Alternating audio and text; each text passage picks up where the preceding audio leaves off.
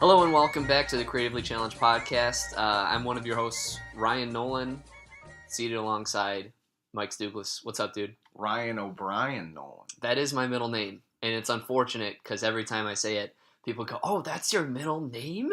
That rhymes." It's like, yeah, thanks. Yeah, Didn't know funny. that. What were Linda and your dad thinking? I don't know because I'm apparently sorry, Linda. That was disrespectful. Mrs. Nolan and Mr. you messed up, Linda. You messed up big time. They were gonna name me Patrick allegedly, and then they just changed it. They're That'd like, be way too high. I mean, Ryan's already. yeah, but Patrick O'Brien sounds a little bit better than Ryan O'Brien because now I've just got this shadow of a horrible Irish rhyming name following me. That and the fact that my name backwards, Nolan Ryan, the pitcher. Every person is very anxious to say that when I meet them too. It's like, oh, your parents named you after the pitcher. You should have had the same middle name as Nolan Ryan. What is his middle name? I don't know. But let's look it up. Pitcher. No, Oh, it's not that. I remember the first time I ever met you. I think I might have said that. I'm sure you did. But I mean, then we were like 7 years old. Yeah, at that point, I was not annoyed with it yet because I was just coming into the world. Sure. So it wasn't something I really had a problem with, but now it is for sure. I think. What's his middle name? Lynn? Lynn. No, Nolan is his middle name. Wait, then what's his actual last name? Lynn Nolan Ryan. That's weird. So his first name's Lynn, but he just changed it because he didn't want Lynn. It's like a boy named Sue. Mm. He's a Always wanted to be junior named too. Lynn. His dad's name is Lynn Nolan Ryan Sr. And then his mom's name is Lynn. Martha Lee. Martha Her name is Lee Lynn Nolan. Hancock Ryan. Oh. Hancock, the movie with Will Smith. Great movie. That is a good. I like it. Yeah. I like it. Jason Bateman's in it too. I forgot about that. Yeah. So is Charlize Theron. Mm-hmm. She's like the other one of him. Super people. Yeah. Now we're all sipping on coffees right now, and I said earlier this morning we were like preparing and getting groceries and stuff. I am full on addicted to coffee again. Like, are you guys like okay with coffee? Do you not have as much? I can contain myself, but like I've told you before, if I don't have a cup before like 12, I start getting like jittery and I need a cup. Yeah. So there's definitely like some type of an addiction, but I'm very formulaic with how I drink it. Like I'll have one in the morning, one in the afternoon, and one at night. So sometimes the afternoon and night ones are a little closer, but I like am usually a stir in like 2 to 3. It's good that you're rigid on it then. I'm trying to get off of like having one every day. I feel like, up until like this semester, I was never really a big coffee guy. I never like hated it, but like I was never a big coffee drinker. And at the beginning of the semester, I really turned into it. So I'm trying not to have one every morning, but sometimes you wake up and you just fucking need one. Yeah. Well, it's amazing because I took a tolerance break before the school year started, and in that like 2 or 3 weeks where I wasn't having coffee, I was sleeping better. I had more like natural energy and I felt better.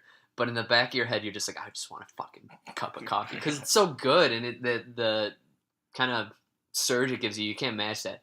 But like, I need to already go on another one, and we're not even done with the semester. I think coffee attributes to like my healthy bowel movements that I have as well. Oh yeah, it helps think a lot. it like yeah. Is the coffee poop a healthy poop though? I feel like it's just fucking. I It just just moves like everything through. pooping throughout the day too, because I feel less bloated.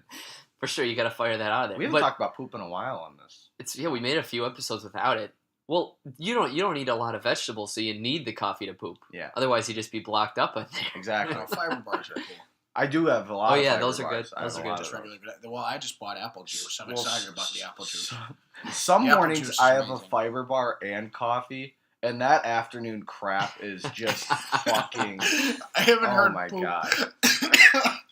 I haven't heard poop called crap in a very long Yeah. time. Good word. No, because for a while now, for me, it's just been either poop because poop is funny or just shit. Yeah. After Yeah. like 8th grade, I think we all graduated from crap to saying shit, and it's just not part of our lexicon. Remember when you just say, Yeah. what the crap? Yeah, like that was how you said things. No, or when used to I remember specifically I said crap in school and they're like, don't say that. I'm like, fuck you, bitch. Yeah. You know the guy, like the guy who apparently is like big into the toilet or whatever, like the working like water flushing toilet. Excuse like me? his name is Crapper. Well, no. Backtrack all this. I don't Yeah. even know what you're talking about. Yeah. The guy who like invented the toilet or like the water toilet that like makes it flush. Like Okay. his name is Crapper. Really? That makes sense. I don't know. I, It was, I found that there was some slideshow in class the other day, and I was It's spacing John out, but Harrington. but I remember that. He invented the modern toilet system where No, you know there's how there's somebody those. named Crapper. Okay, well look We're that gonna up. 'Cause, look this up again. ladies and gentlemen, too. while Dan's looking that up, if you ever wondered, Oh, you didn't introduce. That's the first time you said that. that's Dan No. Stewart over there. Yeah. Jesus, I haven't had my 4th cup of coffee yet today. You got to excuse me. Thomas Crapper. What part did he invent? Because John Harrington, which I'm going to explain in a moment, invented a very 1836 to 1910. He died when he was 73. Manhole covers with Crapper's company's name on them in Westminster Abbey are now one of London's minor tourist attractions. Thomas Crapper & Co. owned the world's first bath, toilet, and sink showroom in King's Road until 1966. The firm's lavatorial equipment was manufactured at premises in nearby Marlborough Road, now Draken Avenue. Marlboro. Saponic flush toilet. Crapper held 9 patents, 3 of them for water closet improvements such as the floating ball cock, but not... This guy just...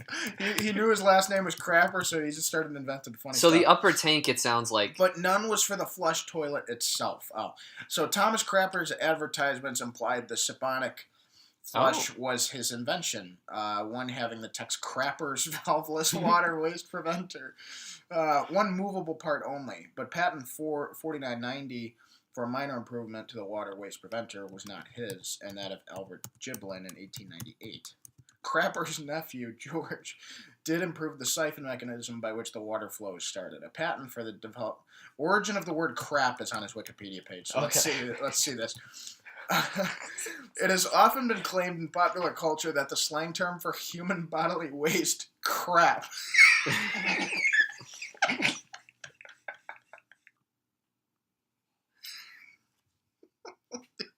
I can't read the rest of this about crap.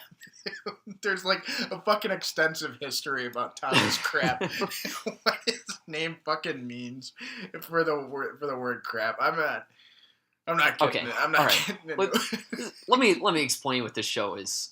For the uninitiated, Ow! what happened? My fucking feet fell asleep and I don't like it, dude. Ow! Adjust that position. Get a little pillow.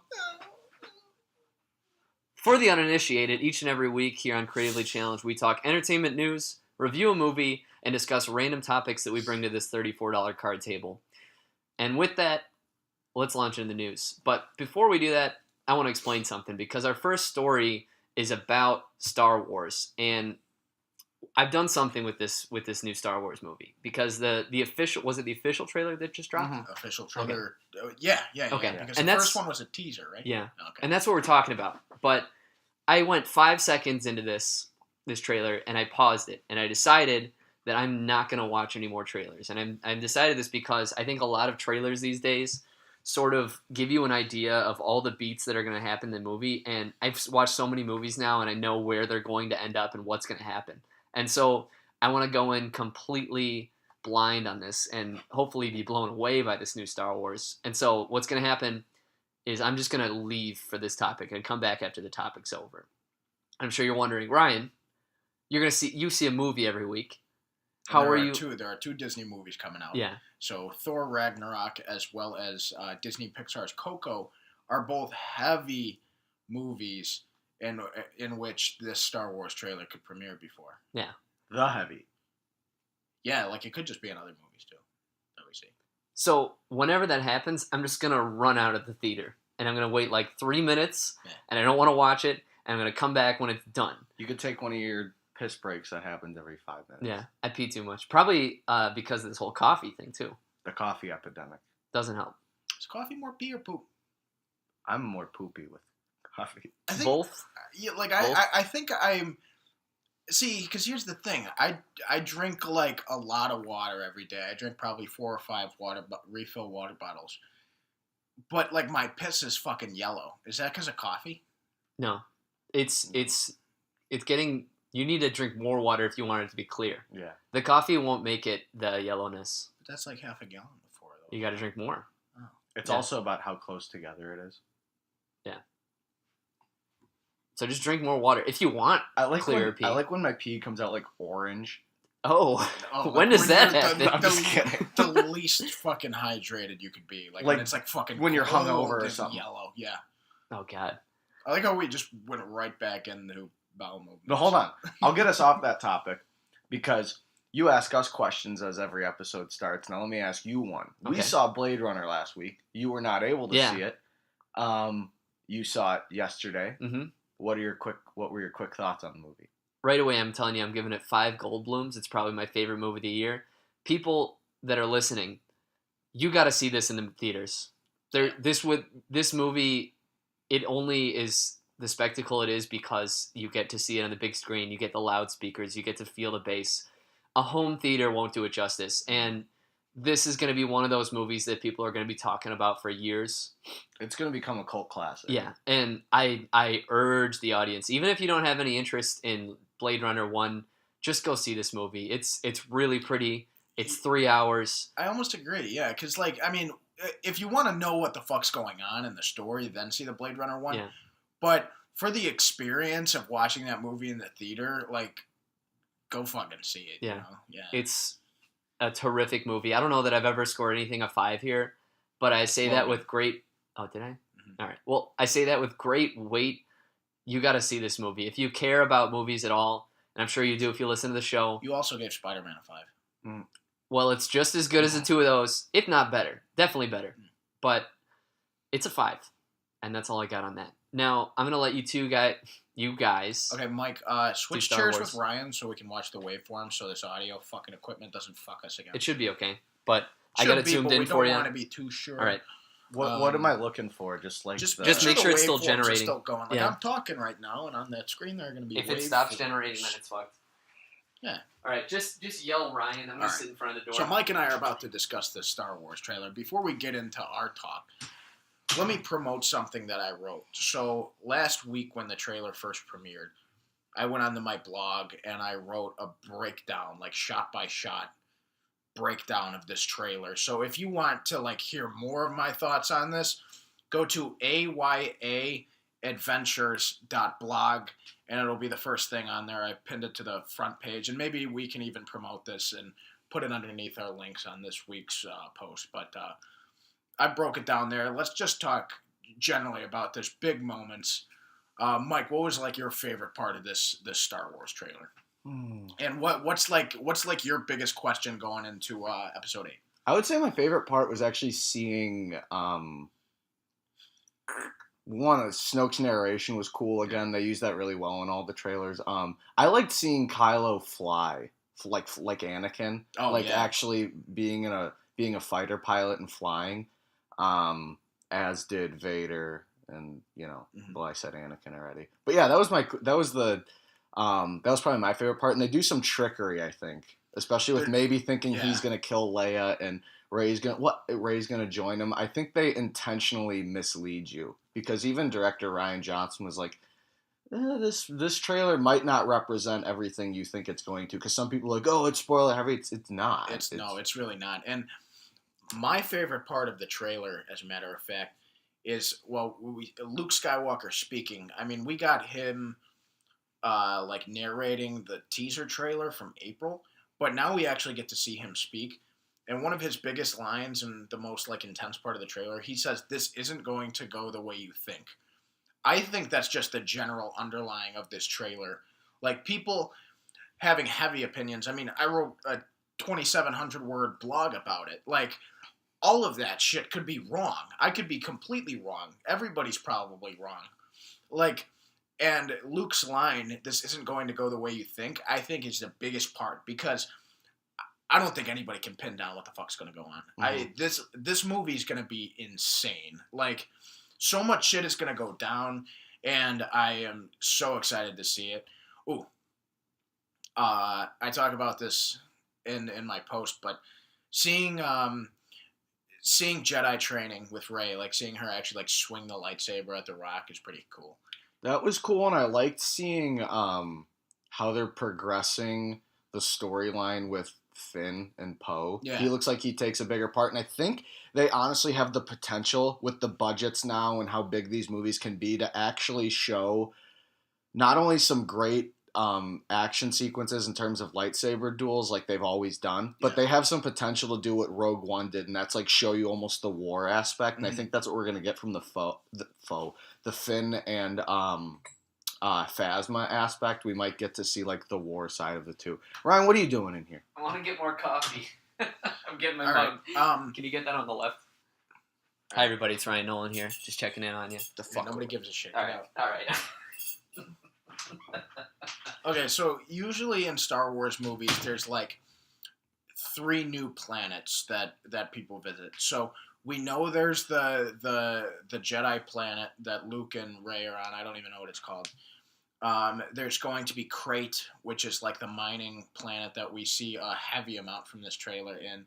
Is that the one with Kylo and Rey at the end? You think? See, I don't know. See, I think That looks kind of like. I think that might be.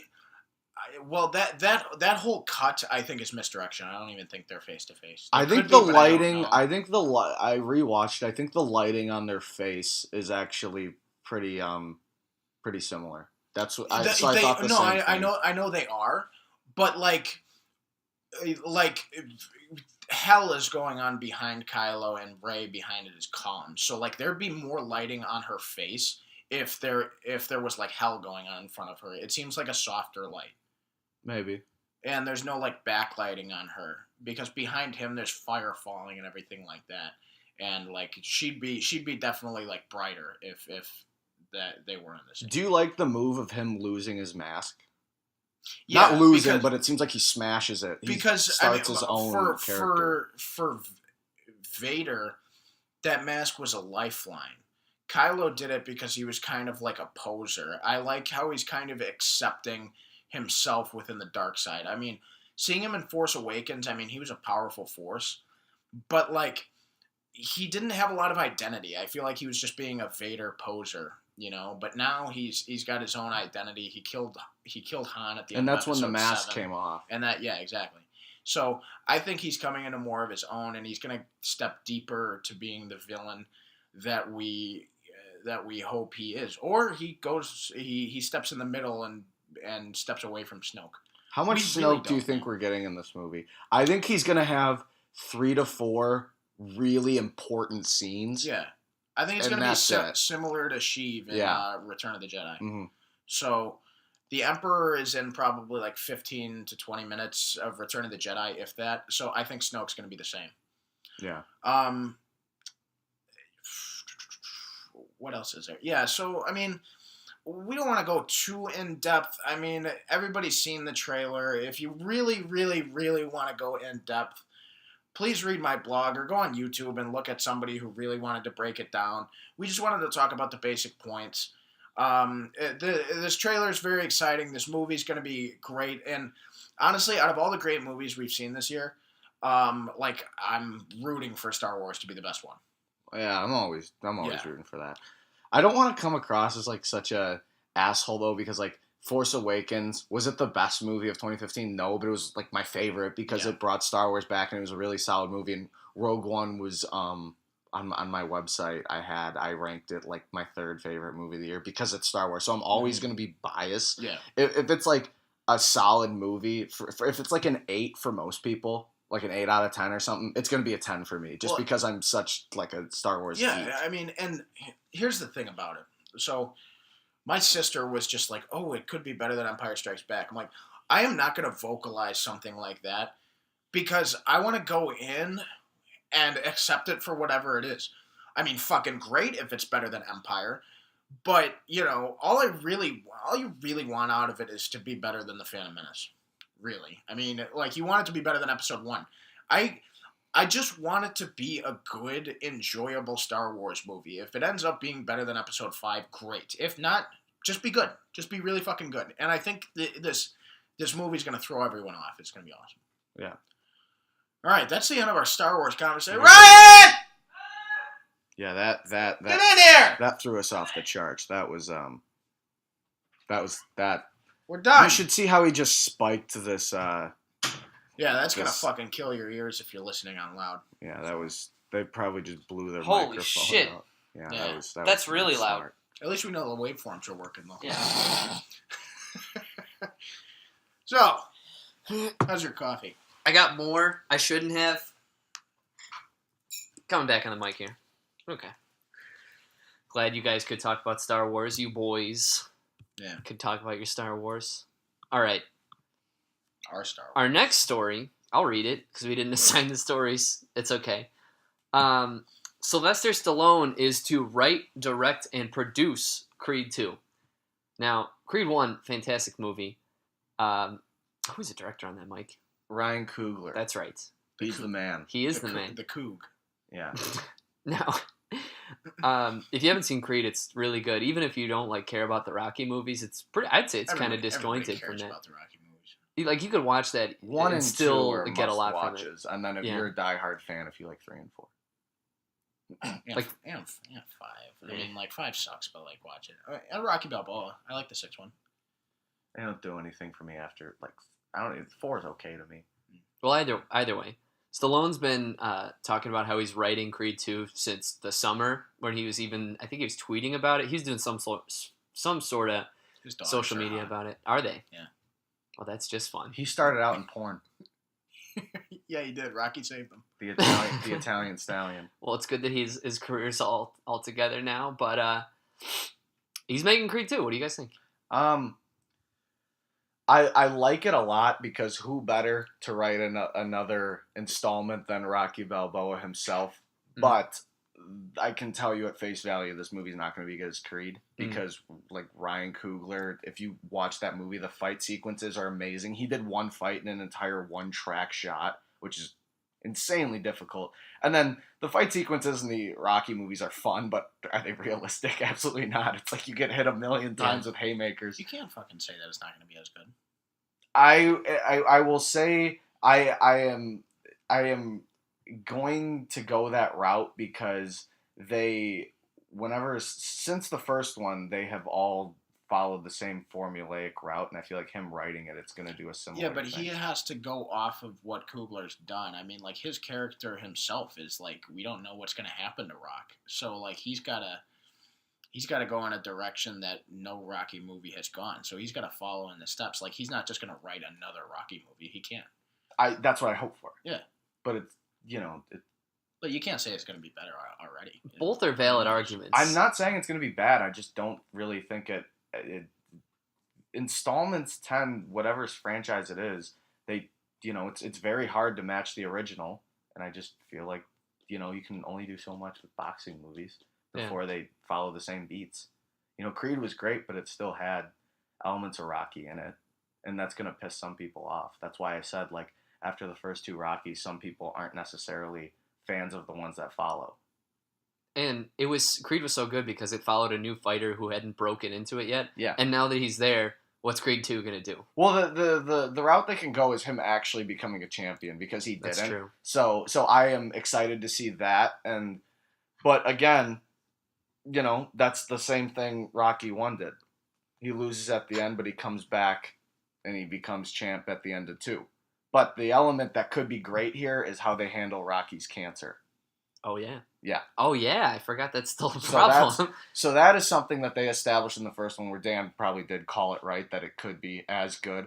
But I'm saying the character study of Adonis Creed, do we still have more to explore? It kind of seemed like he found his identity towards the end of the first one. Well, yeah, it sounded like Carl Weathers is going to come back as a Force ghost. And did they actually say that?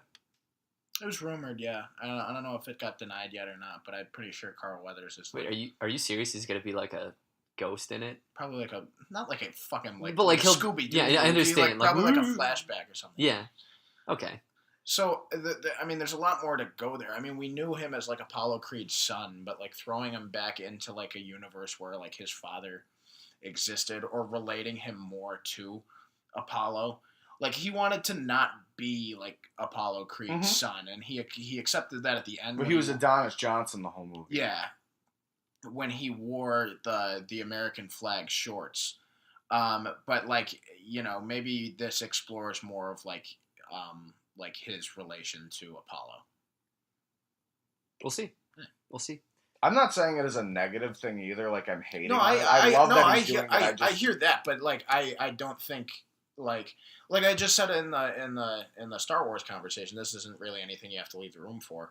Like, I mean, my sister says like, oh, it could be better than Empire. Like, yeah, it could be, but I don't want to say like, other than the Mummy, like you can't really go into a movie saying whether or not like it's going to be better or worse or anything like that. You just have to take it as it comes. Oh, and they said fucking Ivan Drago is coming back Oh, too. that's I right. forgot about that. That was another thing Oh, that, yeah. that I was saying is because they're going back. I don't want them to explore Ivan Drago and maybe his son or something. I don't see the point. Drago in killed that. Apollo though. I know, but like, So maybe no, Like, that what? that makes it more interesting. Maybe he has like a moment with the guy who killed his dad. Yeah, I mean that could be definitely something to build from, but tonally they should stay away from Rocky 4. Let's agree on well, that. I think Creed worked so well because it was more of a sports movie than a Rocky movie. Yeah. You know, it didn't have. It had cool training montages, but it did it in a different way, like Rocky and Creed training together. But if you're doing him like pounding the meat and running the stairs, you can only do that in so many movies, right? Yeah. Well, what's our next story? Talking about a rapist, right? Is he? I don't think he raped anybody. Oh, there's allegations. Sure, there's allegations, but I don't think he. I think he. Now, who might this be for our listeners? Harvey Weinstein. And what happened? He like pulled his cock out and he was like jerking off in front of women. Several allegations have surfaced about Harvey Weinstein. Harvey, that's a grocery store in Harvey Weinstein, owner and founder of Miramax. He owns the Weinstein Company, but was just recently booted after several people surfaced with sexual assault A lot. allegations. Oh yeah, I have that Hateful Eight poster in my room with the Weinstein Company logo on it. That's right. What do we have to say about this? It's not okay. Well, obviously it's so wrong, but like what scares me is how many people knew. Yeah. Yeah, I mean, me and my mom talked about it the other day. Like, better late than never for this situation. But like, how many other Hollywood execs like do this? I'm sure there's tons. Since the beginning of Hollywood. Yeah. Like, I mean, actresses used to get roles by sleeping with directors and stuff like that. Like, Hollywood was a glitz and glam town where, like, you had to know somebody to be somebody, and you had to, maybe do things to get roles and to get parts in movies. And I'm sure it's still like that. And I guess, like, this is coming out about Weinstein now, but, like, I think over the next year or so, like, a lot more allegations and accusations could come out with this, because if this is like Affleck was already involved. Yeah, I know. So if this is like crossing the Rubicon, like, we could see a lot more of this coming out. I think Weinstein could only be the beginning, because there has been so much of this in all of the history of Hollywood. Like, there's so much that we don't know about. So we could see a lot more of this going forward. This also gave me some insight into maybe why the feminism movement is so large in Hollywood, is because it's like they don't want to talk about it, but there is a lot of misogyny that takes place, and this is some insight to it. Like, he's just one of the head honchos, and have you heard of all the people that have been involved in this? Like, today Eva Green came out, Jennifer Lawrence, Gwyneth Paltrow. They're all saying that he has made advances on them, but they didn't say anything. Angelina Jolie. Who's one of the most like powerful actresses in Hollywood. She's even become a director herself. But like, so it might have just she was worried. Like, Harvey Weinstein could have ended any of their careers. One word from that guy to any other studio, and somebody even as great as an actress as Angelina Jolie could have never worked again. Yeah, and I lost my train of thought. Ryan, do you have anything to say? It's just gross that this happened. I found it. I'll come. So it's like so many girls were probably afraid to say something because they thought they were probably singled out, and they probably didn't think this was a shared experience. And like he said, this guy could end careers. Mm-hmm. You know what I'm saying? Like, they were probably too afraid to say something. It's like, oh, was he advancing on me? Was he not? And now that all this is coming out, they're like, yeah, that's totally what he was fucking doing. Yeah. Sick pig. And he's talking about fucking possibly killing himself, I heard, and stuff with his daughter. No. And he's going to like a sexual addiction thing in Europe or something. Yes. He's got to get out. He's got to get away because Yeah. he is, his wife left him. Yeah. Just now because of all this? Yeah. Okay. I thought it If was she like stayed 5 years with him, ago. it would be yeah. rather odd, right? Well, it's really just a disgusting thing that he's been doing this for years, and all the people we don't know about have been doing these things. But I think the lesson to take away is that if you have a problem with something like this going on in Hollywood, you just need to get the numbers behind it, because if you make that bad person into the minority and you take the majority and rise up and expose the person, then your problem's gone. That's No, why was it the Times who broke it? I don't know. I think it might have been, but it seemed like they were working on this story for like a while. That's why I'm thinking there's going to be a lot more to follow this. I think this is a train. Like Well, I there think were so many people 'cause that had to have known something. Yeah, because now people have spoken out about it. I think there are going to be a lot. There's going to be some headhunting going on. I think there's going to be some good journalism work that exposes more. So I think this is only the beginning. Maybe this gets the attention off of fucking politics too. Good. Some good journalism Yeah. actually for once, and not some muckery. Muckracking, is that the term? Well, muckraking is good. That's Theodore Roosevelt's term. Okay. He called journalists muckrakers, and that just kind of, became a term for journalists who would dig deep to find stories and whatnot. Yeah, but There's like a journalist like MySpace called Muckrack. really, you on it? No, I mean like if I become like desperate to find a job in journalism, then probably I'll make one. But Is it like LinkedIn but journalism? yeah, kind of. Okay. Yeah. LinkedIn is terrible. I agree. I had to delete my LinkedIn. I was getting an email from LinkedIn like once every other Yeah. week, and I was just like, I don't use this. I created it once and then stopped. It's completely superficial in that all it does, it's just you add friends like Facebook, and then there's nothing else. You just basically upload your resume into a virtual sense, and then what? Like there's really nothing. Just hand in your resume. Yeah. It's kind of pointless, and not a whole lot of places use it aside from like That's- business fields. Yeah, and that's like better. Like I mean, like I was letting my LinkedIn page just sit around. Like that wasn't updated at all before I deleted it. So- No, they said Amazon has broke deals with the Weinstein Company. China's that's back. what we're talking about. No, but do you think that that like this keeps happening? Do you think they're gonna change the name entirely? They have to, right? Well, the brother, I don't know his first name, but he is also Weinstein. He's I know, in but charge now. unfortunately, he gets dragged down with it. Maybe. I don't know. I have a hard time believing he didn't know his brother had a sexual Oh, addiction. yeah, too. he probably knew. And I didn't know how close they were, but also Miramax. We'll see what happens. They'll with be all fine, that. I Will they think, still but- be producing Quentin Tarantino films? Yeah, they're huge and owned by Disney, so they're backed. But the Weinstein Company is its own thing, Right. and so maybe a name change. Maybe. I'm sure they've already made tons of press releases saying the company is not behind these things. Maybe they And- call it the Gertrude Stein Company. Who is that? She's a poet. I'm not well read. Good poet. Yeah, I like her. Not a big poetry guy. Have you ever heard Rose is a Rose is a Rose? No, Really? I don't think so. Well, that's her. Should we pull it up and read it? No. I like her, but her poetry is like very fucking like repetitive. Like why a rose is a rose is a rose. Like why do you gotta say that like another time? 3 times. Like she wrote this poem about Picasso, and like it's the weirdest poem I've ever read. But like she just constantly repeats, and I feel guess the thing was is like Picasso painted a portrait of her, and then like how she wrote the poem was like how she viewed him like painting the portrait. So like he was just doing the same thing every day as she posed for the portrait. So she kind of like wrote her poem the same way.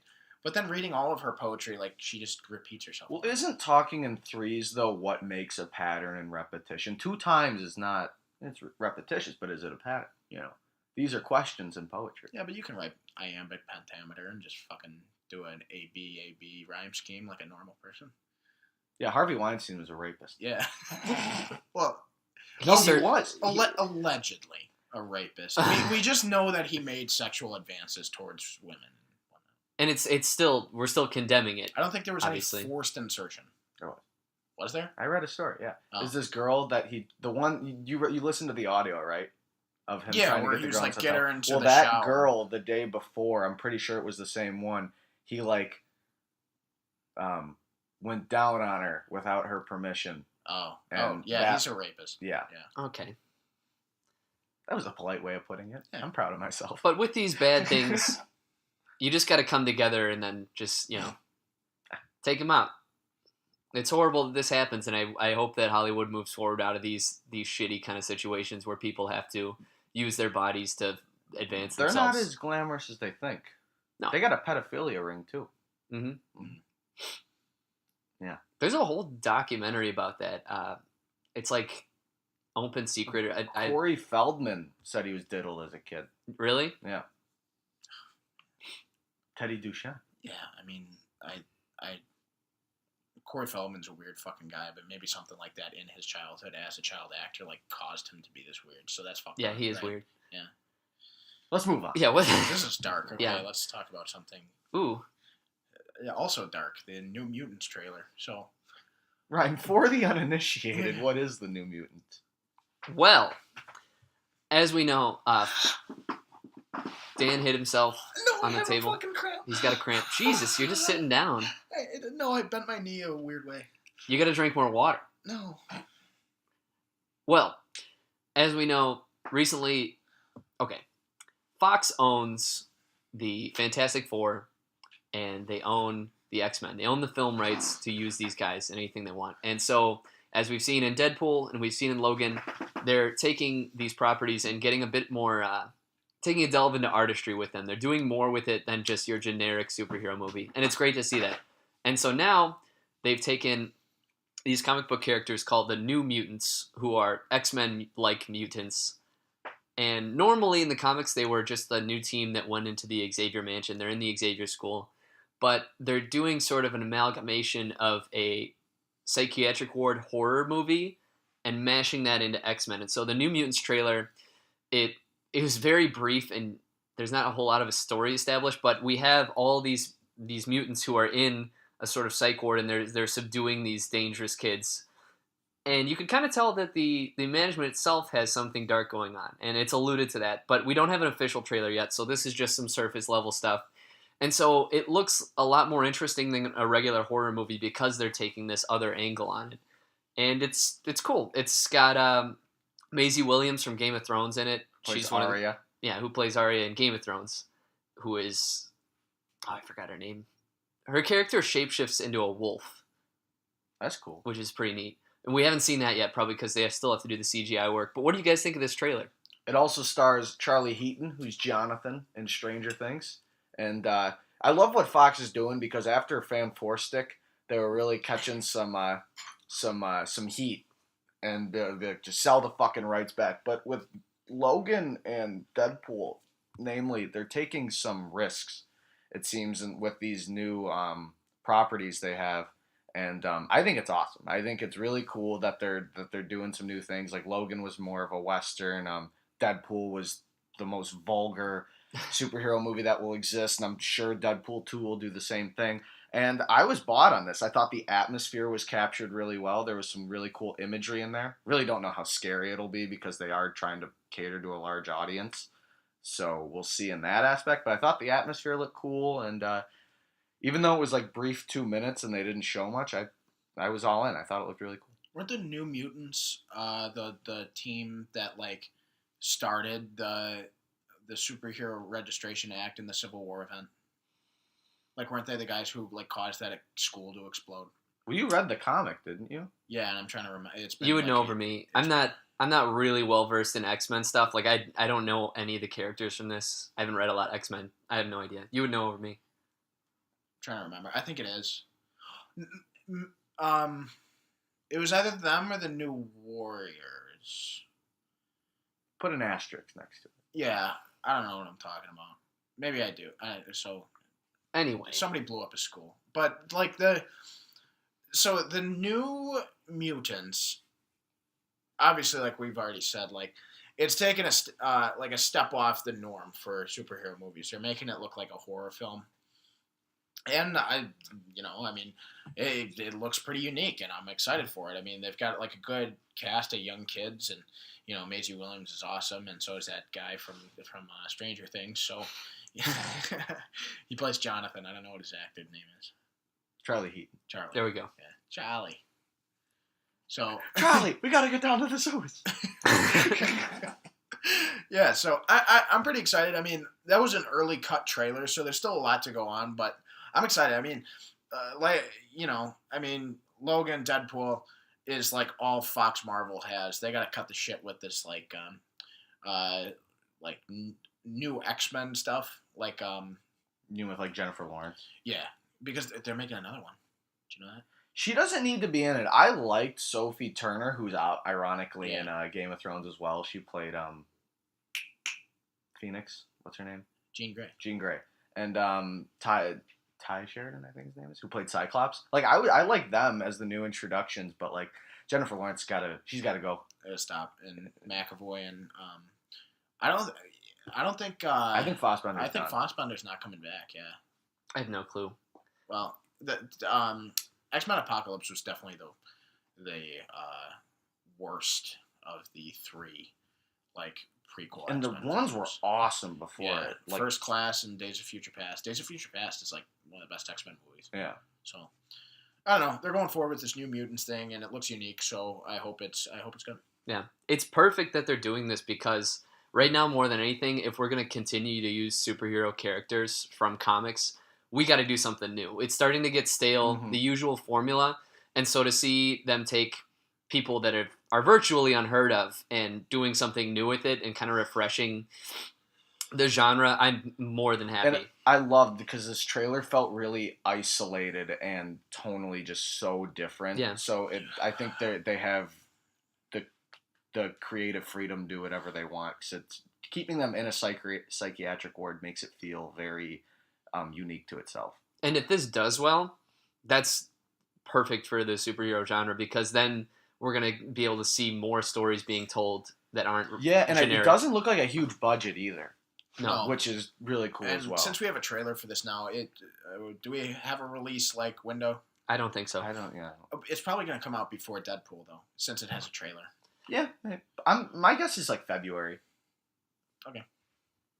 Up in the air. February, March, something like that. Is that all we got on this? They could turn it into like a summer thing though. They could. Deadpool's in June 1st, I think. Deadpool 2 is June 1st? Mm. Oh, I didn't know that. They just wrapped filming yesterday. So, yeah, okay. Well, what's our next story? Stranger Things final trailer. I read that with a lot of enthusiasm. Sure There's a did. fucking exclamation point in the doc, I too. know. So It is. Stranger Things season 2 final trailer. What days that come out? October 27th. That's a A Friday? little less than 2 weeks. We will be watching all 9 episodes that day. I say we just fucking almost, maybe if we want, review the season that week. No, there's some cool shit coming Unless out. there's a good movie that week. We could talk about it. Just Okay. say, hey, Stranger Things season 2's out. Throw It some was on. Goldblums at it. Throw some maybe quick Goldblums. But what'd you guys think, Stu? What'd you think?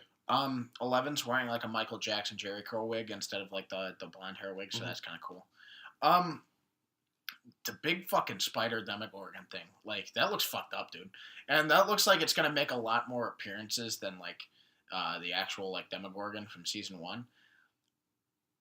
There's a lot of shit going on, and this trailer still didn't it gave us a basis. Obviously, we knew it was gonna like follow like the formula. Like, there's some shit going on in the Upside Down, but more people know what's going on. We've got adults in it. We've got Hopper, and we've got Winona Ryder. Hopper's got a fucking M16. Yeah, in he the does. Yeah. So everybody's on board with what's going on, with all the creepy shit that's going on. So I think from start to finish, there's gonna be a more like together feeling. I mean, like in season 1, it was kind of like what Hopper was doing, what Winona Ryder was doing, what the older kids were doing, and then what the younger kids were doing. But now I feel like, and then up until like the last 2 episodes is when they came together of last We season. see Steve and Dustin together. Yeah, like That that's was gonna awesome. be funny. Yeah. You know, Dustin's hilarious, but I think that's gonna be like this entire season now. So they've got another unique story to tell. It should be really fucking good, but we'll see. And well, they got renewed for a third and fourth Third and fourth. season, and then that's going to be the end of the show after 4th season. Yeah. So I think I think we're gonna have a big character die this season too. Yeah. I'm impartial to Will. I mean, he was gone the whole first season, so like I don't care what happens to him. Really. I'd like to see some more character exploration. Like he needs some more screen time. Going anywhere. But I think it's gonna be Steve actually. Good. Then Jonathan gets Nancy. I just don't want Hop to die. You need Hop in the show. He couldn't. He shouldn't. He's awesome. Don't even say that. Mornings are for coffee and contemplation. Yes. We didn't see Rudy in it. No, we did. Oh, did we? Yeah, and he was with Winona Ryder a couple times. Was he? Yeah. Ah. We see him running through the hospital too. I think he's a nurse in it, but they're dating as well. But yeah, we see Sean Astin. Good. Listen, I was paying close attention. every time we've talked about Stranger Things season 2, I've said this, but I'm gonna say it again. How are they gonna fight that skyscraper king crab? I don't understand. You need like the Air Force to take that out. Like where? How are they going to fight this thing? What is it? Is it like... Or just an American Airlines 747? My guess is it's like the Queen... I just got that. Oh my god. Continuing. What did you have to say there, It's the Mike? only method I've known that has taken down skyscrapers. Yeah. Mm-hmm. It's... 9/11 was a terrible tragedy. Yes, it was. Yeah, it was. A whole national tragedy. And let's Mike? What do we think this thing is? Like the Queen Demogorgon? Something like that? Ooh. Or do you think it's an entirely new think creature? the Demogorgon is that creature specifically. They're all based off of Dungeons and Dragons. So it's probably a new... I think they might have said the name, actually. I think it's in a... Well, no, they didn't. They just said it's not the Demogorgon. It's an Alaskan king crab. Those things are fucking delicious. They need to go at it with lemons and a giant cracker. And a 747. Like, dude. Oh my god. Well, Dustin... Are there two of them? It has 4 legs. The South Demogorgon? No, Oh my. What about the Pentagon? Welcome to the Creatively Challenged Podcast, your premier 9/11 joke podcast. No, we can't say that. We can't say that. I'm not gonna. We're not gonna promote I can't. ourselves. I can't clip that off and put it on our Facebook. No. Okay. Quoted by Ryan Nolan. Well, like Steve grabs his nail bat from season 1 from his trunk. Like, what's that gonna fucking do? I don't know, but he used it pretty well in season 1. Yeah, to take out like a human-sized Demogorgon, this thing's fucking like. I think there's going to be more Demogorgons in the season. I don't think there's only just going to be that one crab asshole. We have no clue. That's all we saw. Yeah. So the 27th, I might. We see Steve open the trunk, and then there's a plane in there, but it's like toy size, and he throws it, but it's a bomb, and it blows All up. All right. Let's. Halloween weekend. I think I'm gonna skip class that day. I think I'm also gonna ask off work that day. Well, a lot of schools had to cancel class on September 11th because it was a terrible tragedy. Fucking stop! Oh, speaking of Jets, the Jets are up 7-0 on the Patriots right now, and that doesn't make me happy. If the Jets win, it'll be a national tragedy. I think we're all Patriots after September 11th. We're done. We're done with Stranger Things. It's okay. Good trailer. We're excited. We will be watching. So, our main... Oh, my God, no! What? Gerald's game, you fucking idiot. Oh, yeah. That's not in the doc, so I need my script here. We saw a movie this week. We saw Gerald's Game. I didn't look it up on IMDb. It's a Netflix original. Yes. It wasn't out in theaters, so if you have a Netflix account, you're going to want to watch this movie, and we're going to tell you why. We had nothing to see this week, so we watched this. I heard great things about it. It was released on the 29th of this last September, and it's directed by Mike Flanagan, who you might know from Flanagan. Mike the Flanagan. He has his name on the Ouija series, those shitty scary movies. The first one's terrible. Oculus, and a few other things. That movie's fucked up. Is it? I've heard. I haven't seen it. Jinx. Hey. Well. Did you get an intimate moment during the Ouija movie? Maybe. All right, moving on. Here's the plot, everybody. When trying to spice up their marriage in their remote lake house, Jessie must fight to survive when her husband dies unexpectedly, leaving her handcuffed to their bed frame. And so, what happens here? Because that was a horrible way to explain it. Who does it So star, this is Ryan? We normally do that. Bruce. It stars Bruce. Carla Gugino, Carla Gugino, Carla G. and She's the mom from Spy Kids. she's the mom from Spy Kids, and Bruce Greenwood, who is most recently the president in Kingsman 2: The Golden Circle. He's Captain Pike in Star Trek, who you might know. He's also the president in National Treasure with Nicolas Cage. Yeah. He's been in a lot. He's in Mad Men. He's in a lot of stuff, and he's great, and he's really good in this movie. But we'll get into that later. Thank you for reminding me to talk about this movie, Mike. This film is an adaptation from Stephen King's novel of the same name, Gerald's Game, which I believe came out in 1989. Fact check me, please. Okay. We did read the synopsis, right? Yeah. Well, there's this this is a shitty Stephen King adaptation, and I'll just go right into my positives. Stephen King, we love Stephen King here on this podcast. I'm a Stephen King fan. 1992. 1990. Okay. So this movie followed the same formula as the book. It was a well done adaptation. Certainly not the best Stephen King adaptation of this year, that being It, but a better adaptation than The Dark Tower. But acting was really good. Bruce Greenwood was awesome. If you guys want to go more in depth on that, you can. He was great. The dog was cool. Carla Gugino, she's 46. She's still banging. I'd hold her hand.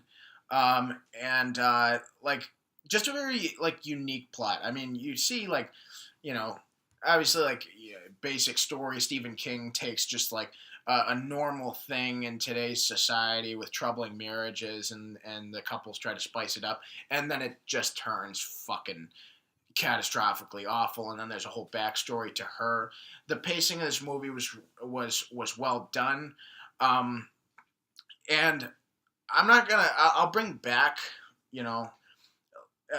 all three of us kind of have the same viewpoint on the negative, but I can talk about why I think it's okay after looking deeper into the book and everything like that. So I'll pass off on the positives. I thought it was a well done adaptation.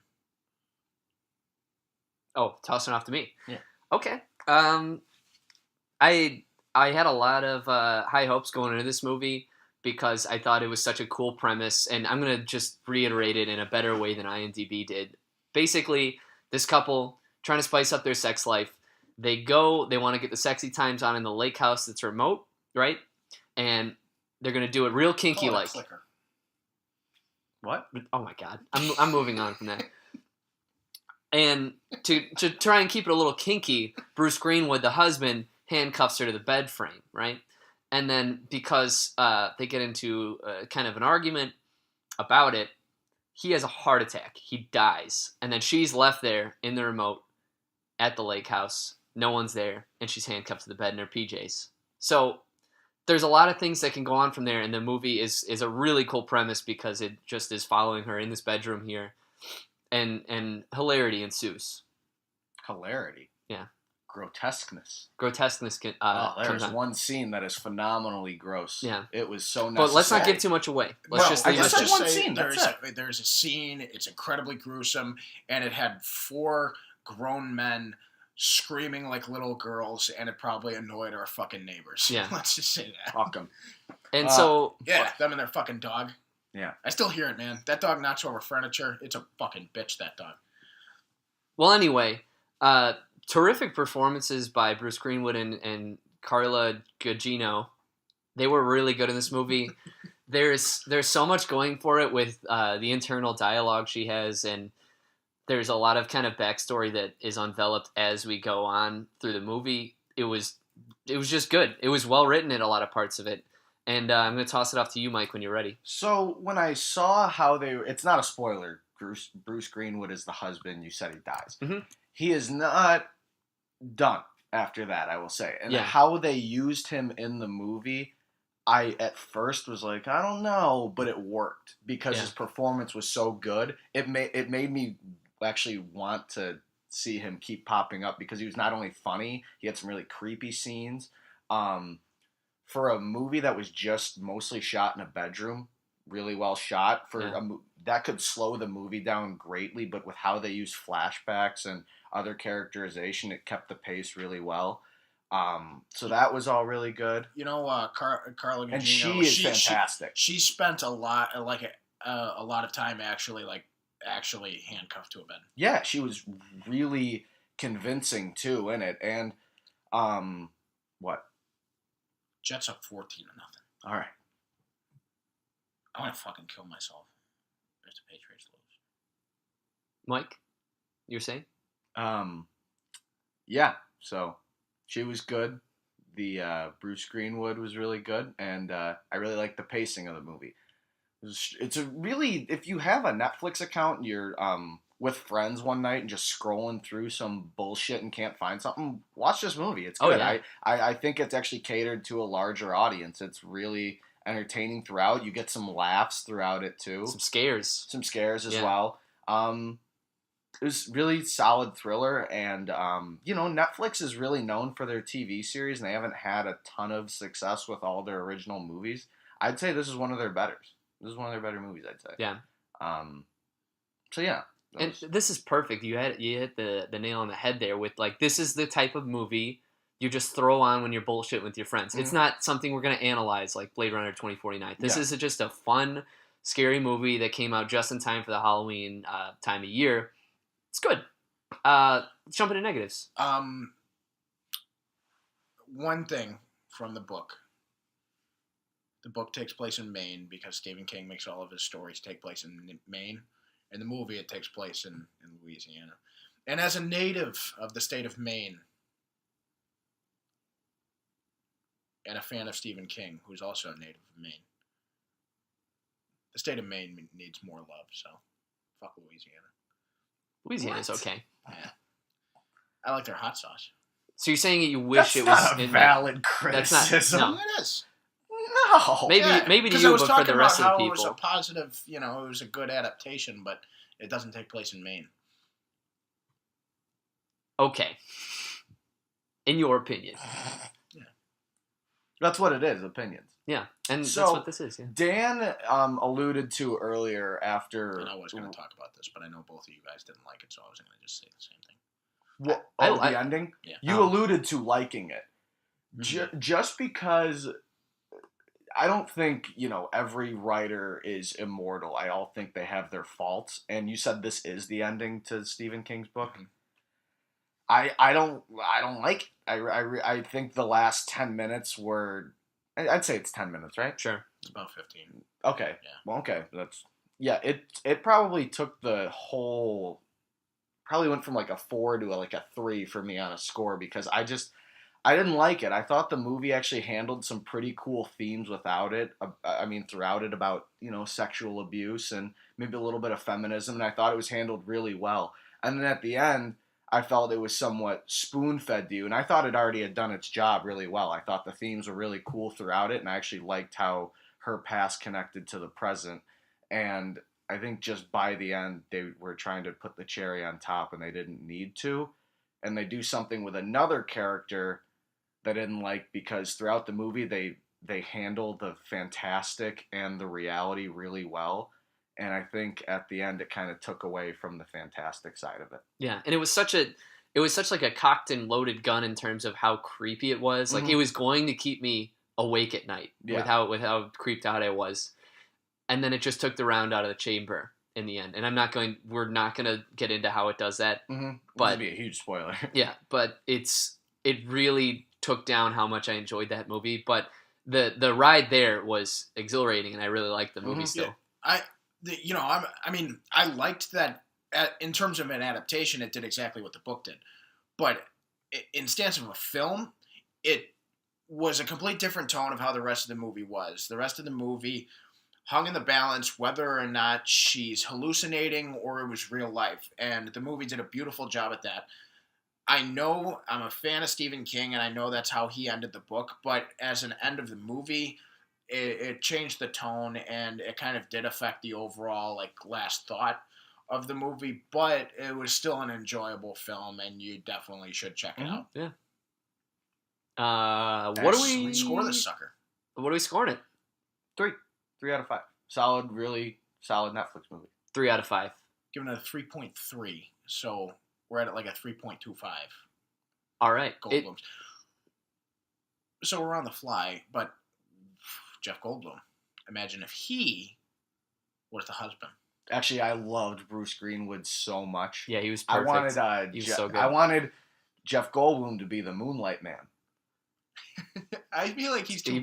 I feel like he's too like big, like to hide behind the Moonlight Man. Ooh, what if Jeff Goldblum was like her dad? Let's not get into that. Or what if he was just like Bruce Greenwood? You know, he takes a business call and you hear the other guy talking and it's Jeff Goldblum. He's like, are you going to come back from that lake house? Yeah. That's where that's the perfect character. Or he's on the phone when he's doing his lawyer call, and he calls, and then it's Newman on Isla Nublar, and it's that stormy part where he's on the payphone and he's yelling at the guys that are paying him to steal a dino DNA, and he's like, "It's not working out." And then they tell me I gotta go. Yeah. Give me 10, 15 minutes. Give me 10, 15 minutes. Yeah. But quick side note, while we're still talking about this movie, kind of. Bruce Greenwood, 61 years old, is in better shape than all of us. Oh my God. Better shape than I've ever been or will ever be. Yeah. Oh my God. How do you do that? Eat your vegetables. Viagra. Probably. Hey, he sleeps with Joan in Mad Men. He does. Oh my God. Anyway, is that all we have on this movie? We're at a 3.25 out of 5 Goldblums. Yeah. Okay, check it out. Yeah, see it with your friends. Seriously. Yeah. It's a great movie. Good Halloween movie. Yeah. Oh, perfect. We're ready to get into the main topic today? See, senor. Yep. Okay. Speaking of Halloween. It's our main topic this week is inspired by the fact that we're coming around to Halloween, and it's one of my favorite holidays because it's just like a great time of year. It's getting colder. Sweater weather is always comfortable. You start to see the decorations come around after a long summer. What? The way you said decorations kind of said declarations. You see all the declarations coming around. Like, you see all the declarations of independence. Yeah, that's people right. are hanging them up. Yeah. That was but yeah, really. I wanted to talk about holidays today, and so we're not necessarily debating what like the best holiday is, but we got a laundry list of holidays here, and I want to just run through them and kind of talk about them. And so the first holiday I want to talk about is New Year's. That's Eve. Oh, we're not gonna start with the one closest. Oh, you guys want to start with Halloween then? Kind of. Oh, Okay. Yeah, why not? We're running through them all. I thought we were just going to talk about our favorite ones. I was Let's more run for through them all. okay. Let's do it. Well, we're Yeah, starting and then- with Halloween, and then along the way we be like, "Hey, this is my favorite because." yeah. Well, All right, so we're starting with Halloween. let's gun right into Halloween Okay. then. This is like a great time of year though, in the fall. Mhm. Do you guys miss trick or treating? See, what's great about Halloween is as a kid, it's fantastic because you're trick or treating, getting candy, you're going with your friends. It's Yeah. very social. You're going house to house, getting fucking exercise and shit. And then when you're an adult, it becomes a party holiday. Yeah, it's And all if about you the do drinks. it right, you should never stop wearing a costume. Yeah. That's why I like Halloween. It's not my favorite, but it's catered to all people, I think. And when you're we're adults now, we get to go to parties, and then when we have kids, it becomes a day for our kids, and we got to trick or treat and stuff and give kids candy. So I think it's pretty generationally awesome. And I'm a big Halloween guy.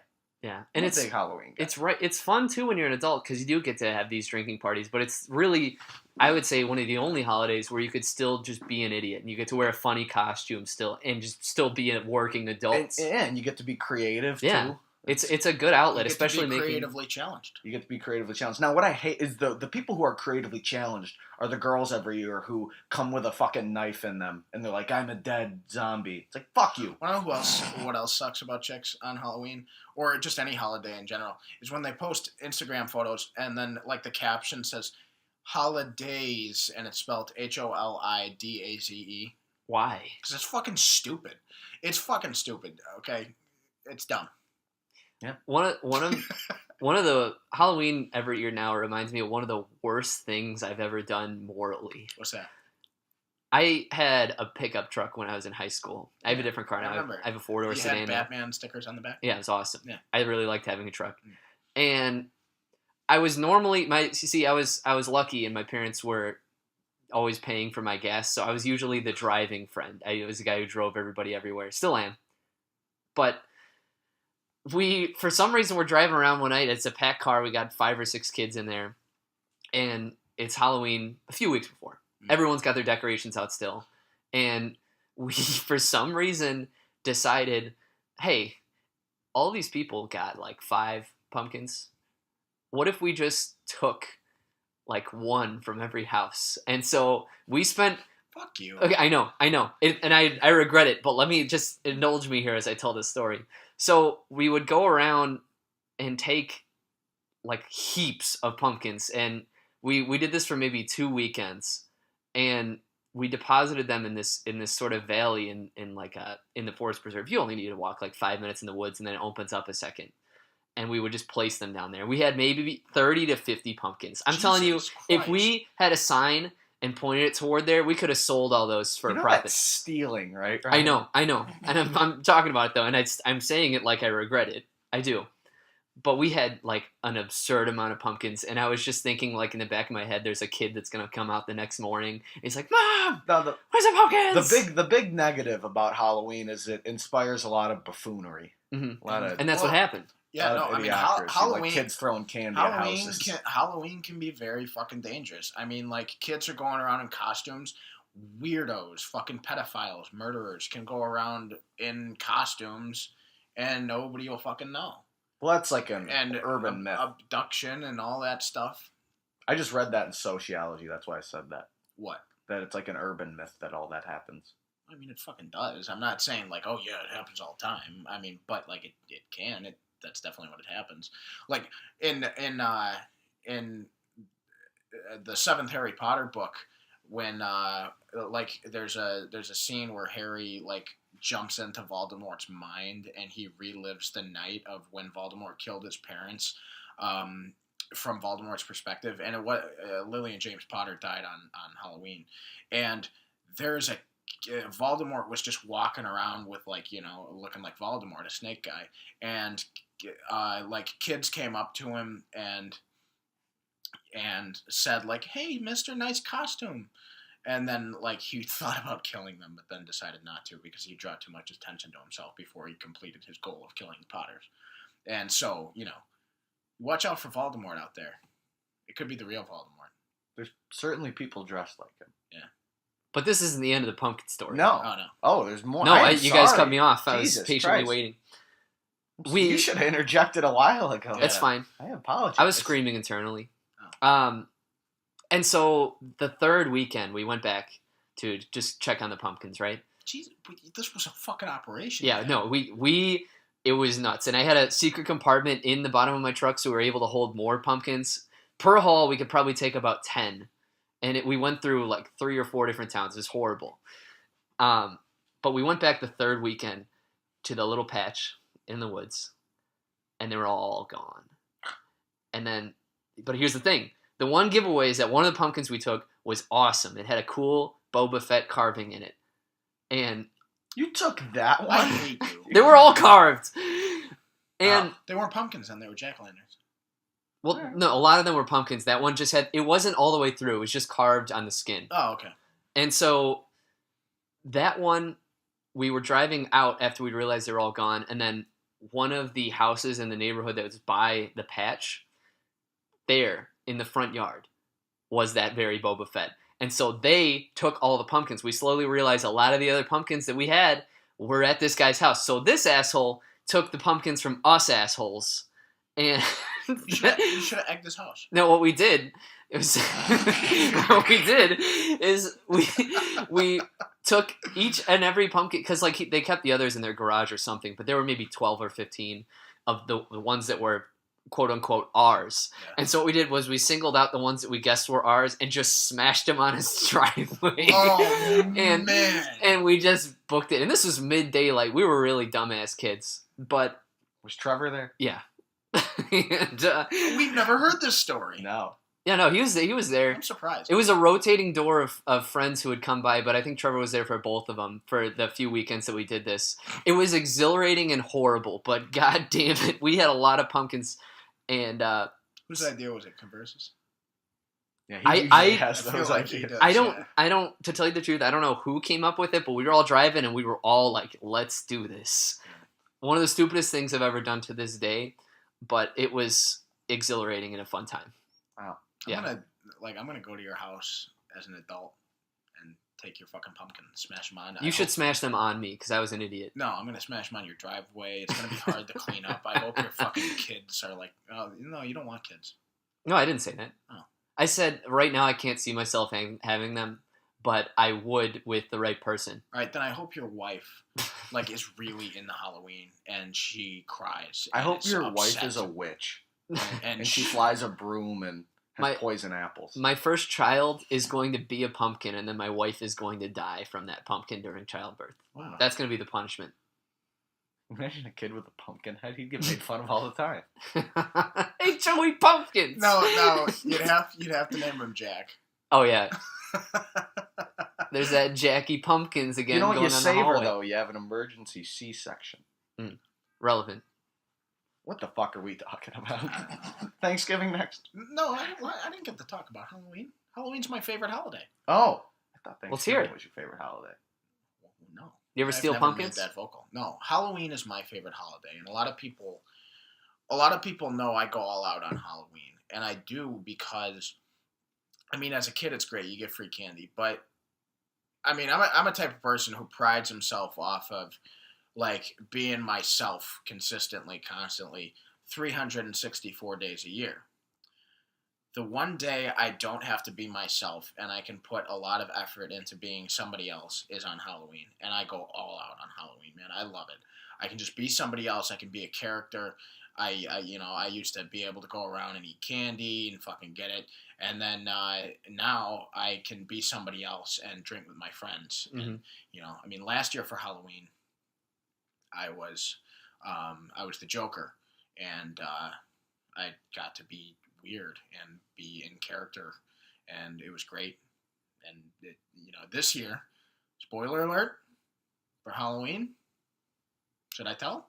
Yeah. Should I say it? Who cares? Who cares? Yeah. The listeners, maybe they want to.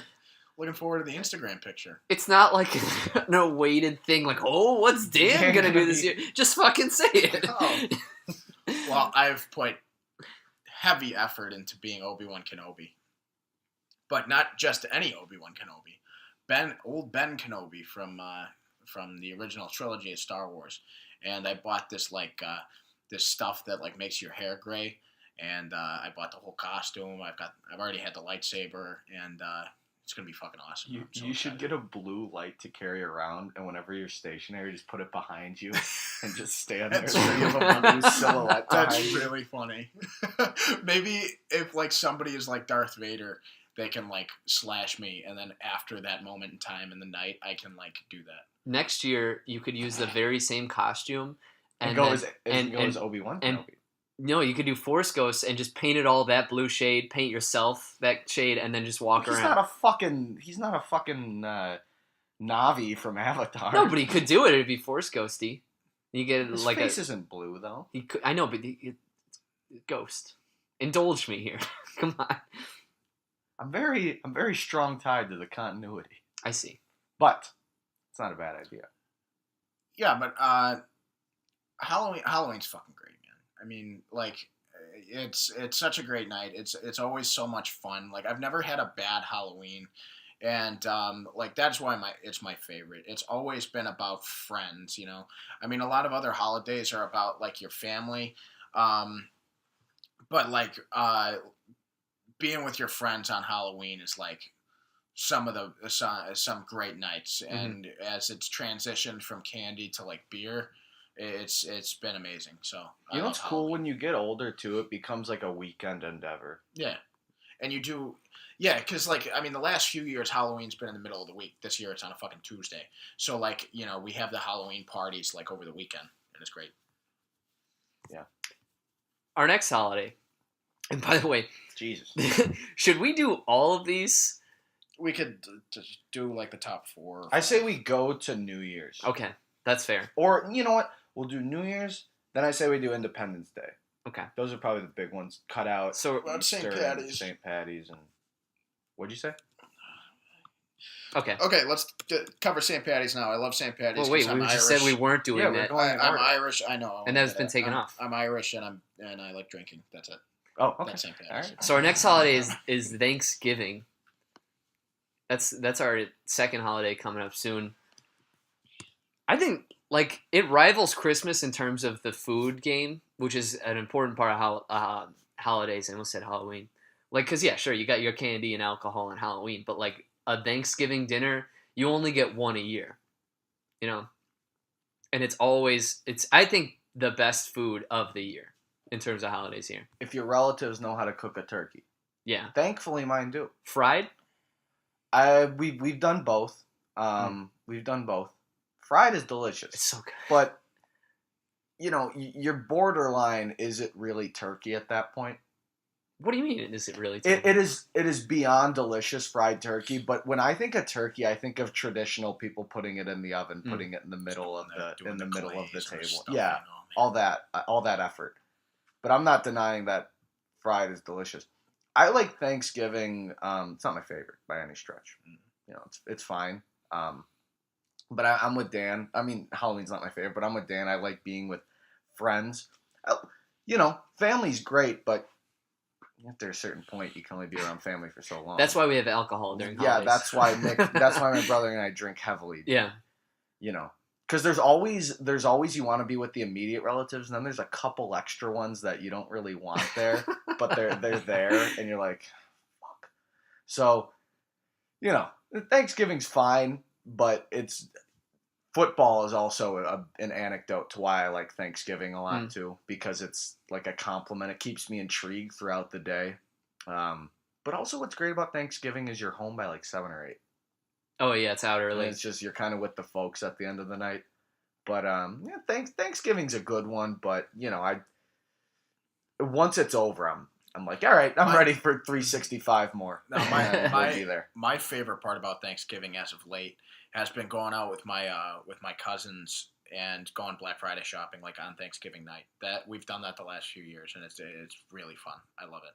Like it's just turned into a part of Thanksgiving and something I look forward to. Last year, I got my PS4 in a bundle for $249 on Black Friday. It's really good. So it was awesome, and I look forward to doing that again this year. There's not anything necessarily that I need, but like it's fun going people watching. It's great to see people that are fucking nuts shopping for Christmas. What do you guys think of the accusations that people say like Black Friday is ruining Thanksgiving? I don't think it's ruining by any stretch. I've never done it, but I would never go. But I don't judge people for going. Mm-hmm. People like Dan wants to go to get a PS4 for a cheap price. If he's willing to put up with those fucking idiots out there, well, it good for him. We went to the mall was nuts, but here's the thing: like, I mean, I'm still with my family. I was with my siblings and my cousins. Like, it was fun.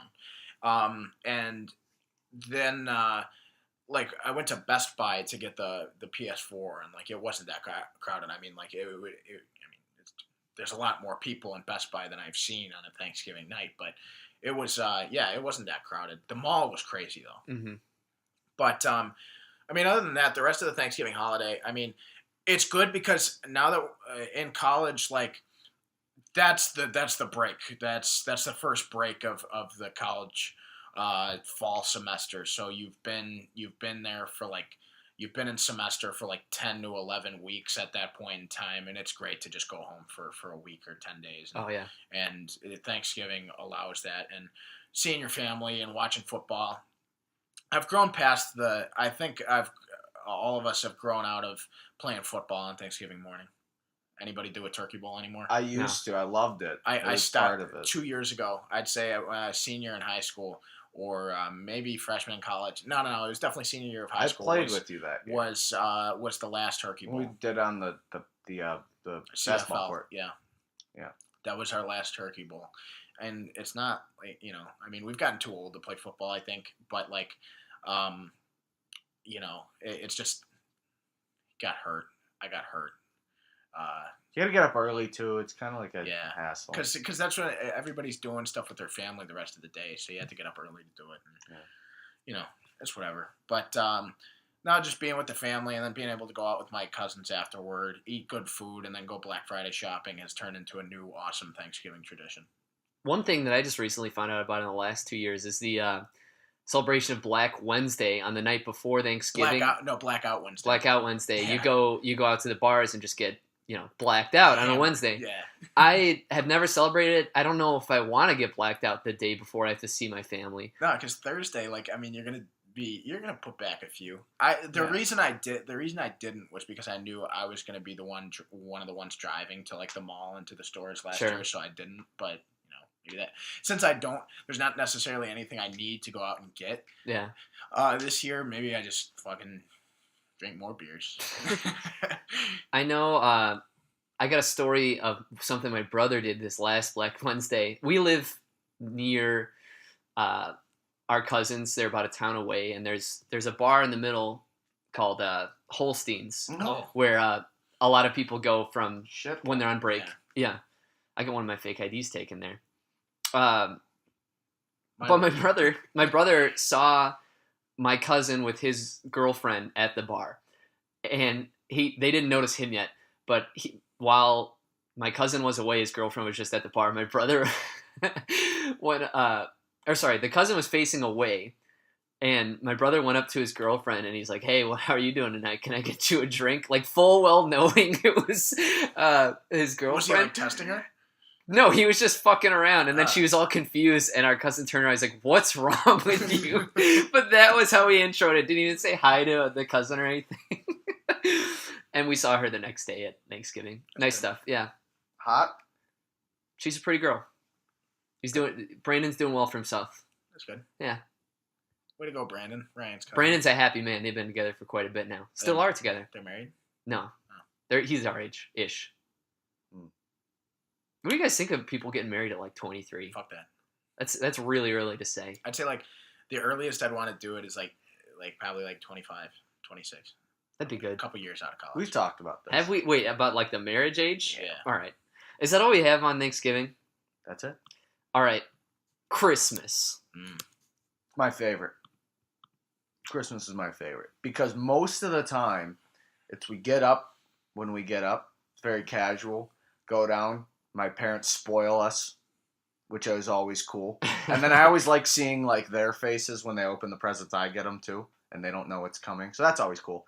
And then most of the time, we really don't do shit. The whole day? I am so in for holidays where you just don't do dick and you're just with your family. On Christmas Day, you don't celebrate anything? Well, no, we do. We just kind of open the presents and then we kind of will put together something like maybe some of the presents we got, or like this year we listened to like my vinyl while we were all like walking around and like doing shit. So it's like really cool that's like I can like put my phone away and it's just like you with the folks, or like you share with your friends like some of the shit you got. So like I love Christmas and the traditions with it. I know some people complain it's really not about religion anymore, which fuck you, I don't give a shit if it is, because that's not what it's like in my household. So like I don't know. It's like it's a good holiday. I like the togetherness of it, and I'm not forced to see relatives most of the time. Christmas is probably like second or third favorite holiday. Just kind of depends on what happens. I mean, obviously, like the magic of Christmas kind of goes away, like as we grow older and everybody figures out the secret. And now in my household, the secret's out. So like it has been for a while, right? Yeah, and so like since then, it's just kind of like not been the same, but it's still good. I mean, getting a month off break from college is amazing, and Christmas always falls into that. And Christmas is a great time of year. I mean, everybody's together. I love the music. I love magic Christmas snow. But when you live in Chicago and you're still getting snow in fucking April, like it sucks. Yeah. But like, I mean, it is great. As of recently, I mean, my parents are awesome, man. Like, I love my parents, and the last few years since The Secret's been out, like, I mean, we just get regular, like, grown-up stuff for Christmas. I mean, toys don't happen anymore. Well, when did Jimmy find out? He claims he's known for longer than he has, but I'd say it's been like 4 years. 6th grade. He probably has known, but like I thought he was younger than. I don't know. I don't know. Like I really don't know when he stopped believing in Santa Claus. I know when I stopped believing in Santa Claus. Mm-hmm. But like this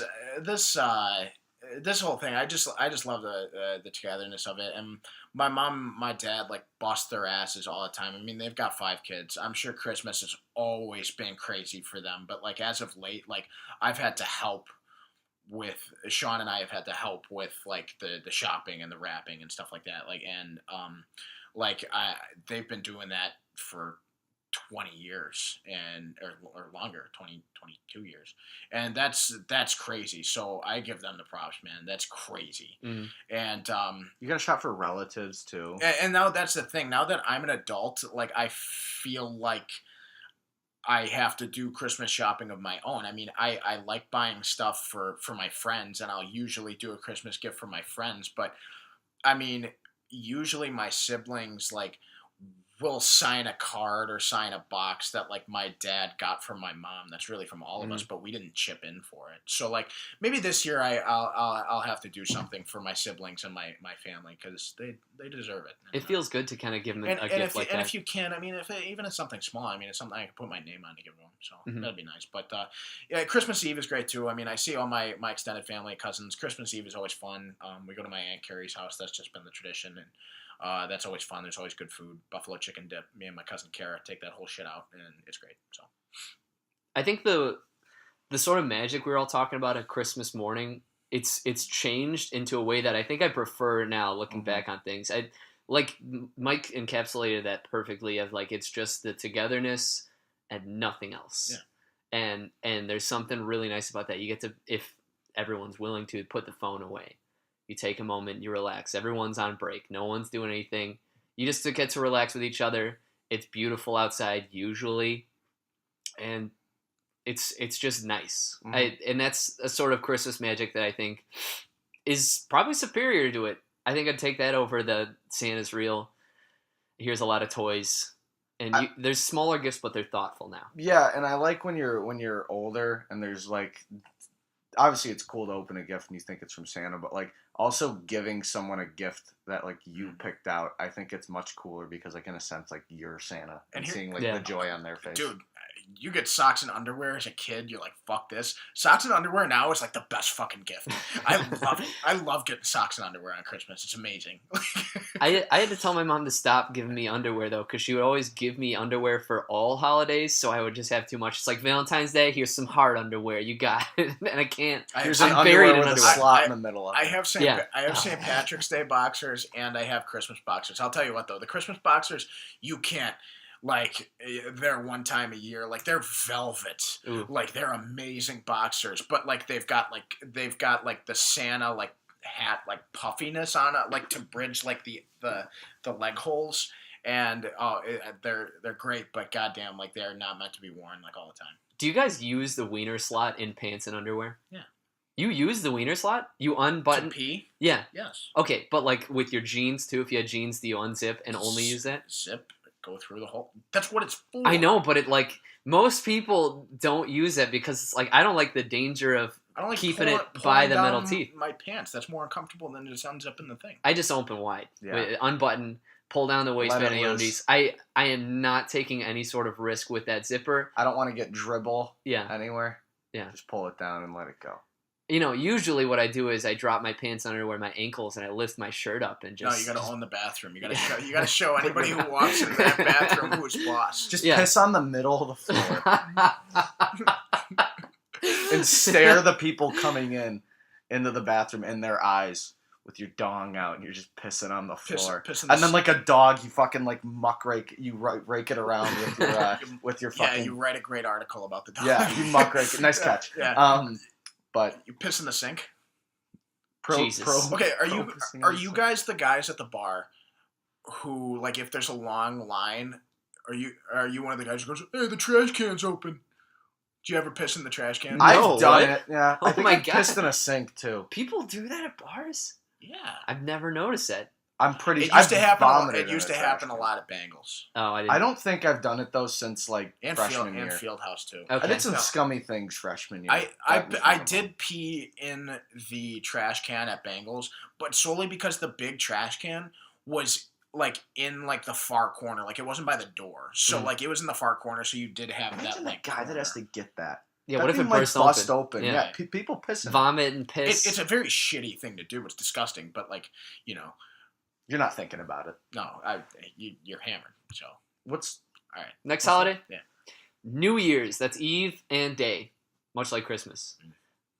New Year's, it's, you know what I don't like is with the pressure that comes with some of the holidays, you gotta be like on it doing something awesome on New Year's. That's the pressure that I don't really like, and that's been something that it's a pressure that's been gaining as we become adults that can booze it up. You gotta be doing something awesome, you and gotta I don't like it. You gotta make plans for that, like on like Thanksgiving break. Yeah. Yeah. Because if you don't have the plans, it all falls through that week before, Mhm. and then you're stuck doing fucking nothing. I've done nothing on New Year's before, and I don't care. It's not a holiday I love because I put a lot on Christmas. As I said, it's my favorite. So I don't have the same energy when it comes to New Year's. Usually I drink too much and I end up hating myself on New Year's because it's like forced. Everyone does it. It's Yeah. like, oh, New Year's, blah, blah, blah. The last 2 years, I'm pretty sure I fucking missed it. Last year we were at downtown at like Emily Rush's place. Oh, That was And fun. Well, I wasn't there last year. Last year I was No. in Iowa City. no, yeah, so we were there last year and like someone was like 12:05 like, hey, it's New Year's. I'm like, oh great. Ryan Witt's dead in the other room. So yeah, I don't know about New Year's, man. It's like it's fun, but like Dan said, if you don't have the plans, it's also like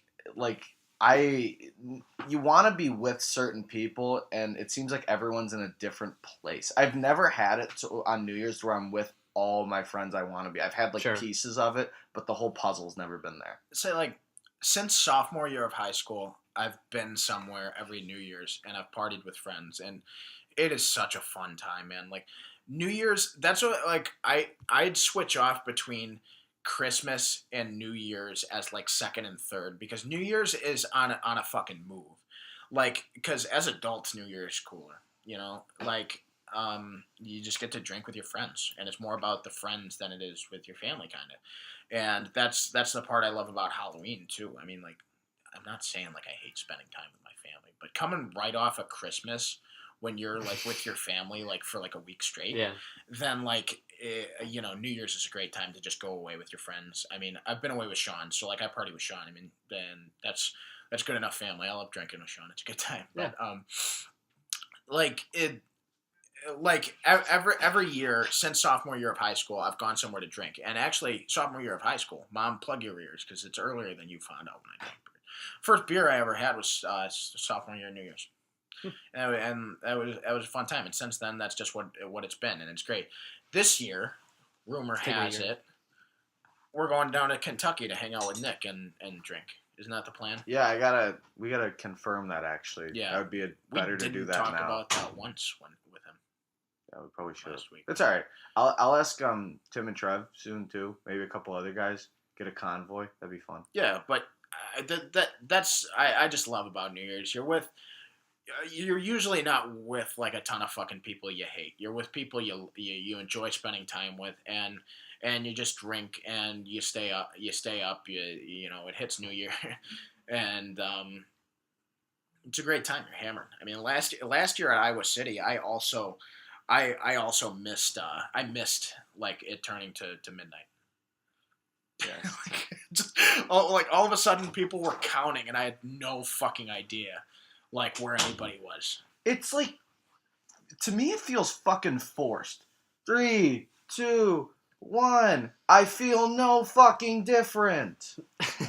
Yeah, it's a calendar change, and then that's really it. And Yay! I'm one day closer to death.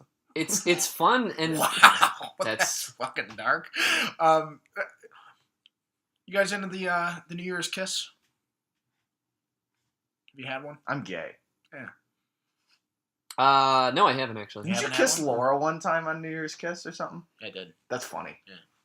That's funny. She Does she listen to this podcast? Fucking think so. I don't give a shit. Well, But that's We had funny. some good ones. Like if you try for it though, or you don't have if you try for it and you don't have a boyfriend or girlfriend, then you're kind of like a cuck. But fuck it. Yeah, but like, it's cool. I think a lot of the pressure now is just to get fucked up, and it's not as cool as other holidays where it's more about just being with people. It's about let's get fucked up before midnight. No, but I was just talking about like I don't want to. I only want to spend it with my closest friends. And yeah, and it's good to have that, but it's less sentimental. No, yeah, I mean last year I was at a bar in fucking Iowa City, and though I had a great time with my friends, once we got to the bar, like I fucking lost them. I was by myself a lot, and I was just like looking for people I knew, and like it was a fun weekend, but like during the night that was terrible. I didn't know where the fuck everybody was, and I didn't like that. So I want to reel back and just spend it with spend it and. Maybe we go to a bar, maybe we don't, but as long as we stay together, like that's what I love about it. For sure. Next holiday? The last one? Yeah. It is the 4th of July. 4th of July. Great time. It's in Missouri, absolutely brutal with heat because it's all humid out here. So if you're outside, everybody's sweating. Everybody's real dirty. Gonna smell bad. But it's a good time. You get your barbecue going. Again, huge focus on drinking now that we're getting older. But there's also the food. And I'm all about that barbecue. 4th comes at a good time. Mm-hmm. It's like it's in that middle summertime. So, and usually since it's in the summer, you're able to spend it with the people you want. It's a solid holiday. You get a lot of kids that pretend to be patriotic. Yeah. So that's cool. It's like, my older brother Sean was born on the 4th of July, so it's always been like his day, and it sucks because when we were younger, like and like our friends would always be with their families on 4th of July. For like the last like 7 years of his life, like it's always been his friends are able to hang out with us, and now over the last few years it's been about drinking beers and having a good time. And it's awesome. It's great to, I mean, the 4th of July it's like America's birthday. I recognize that. But moreover, it's just my brother's birthday. And I, like spending time with him on his birthday. And we go to Fuddruckers. My opinion, best, like, restaurant burgers in the world. And we go there because it's, like, the only place open. And we come back and, eat some cake, throw some bags, drink some beers, watch some fireworks. And it's a great time. So. Have we included drinking on every holiday? That's all it is That's now. what- Every holiday is that's drinking. what I'm not saying it as a Yeah. negative. No, but that's what it is. Do you guys like the fireworks? I like doing them more than anything. Like a show is great. A professional show, it's awesome. But I think it's kind of fun to light your own. You know what Nick and I did this past year when What? it was just me and him? We were watching something, and he's like, "Hey, the fireworks are on." I'm like, "Yeah, open the blinds." So all we did was watch them from our peripherals. I hate the fucking. I don't like how commercialized it's become. Like you have to do it. More so just like the neighbors. It's like everyone's fucking doing them. I almost like seeing them from a distance. Yeah. No, I hate the fucking assholes who like are lighting up fucking fireworks on the 2nd of July and the 3rd of July. Yeah. My dogs get fucking terrified. Yeah. Like they don't know what's going on. Like and when they're doing it on the like the days before, and then it gets to the 4th of July where there are fucking a million of them. Like, it freaks them out. That's not okay. Fuck those people who do it on the 2nd and 3rd of July. Yeah, just because they have extras. Yeah. It's like, say, Bunch of cunts. Summer will never be the same after we're out of school. It always had a sort of almost magical property of you get that break from school. It's a time to decompress. It's a time to enjoy yourself. And the 4th of July was always that fantastic peak. Like Mike said, it's the middle of summer. The summer is always like the beginning of summer, like the end of May, all of June is always a rise, and then Yeah. it's 4th of July, and then it's the rest of July, and then August, and then school starts. So like it's right in the middle. Good placement. Yeah. So you get to that peak, and it's really nice every time. It's always been a good time for me, even if you're not doing something amazing.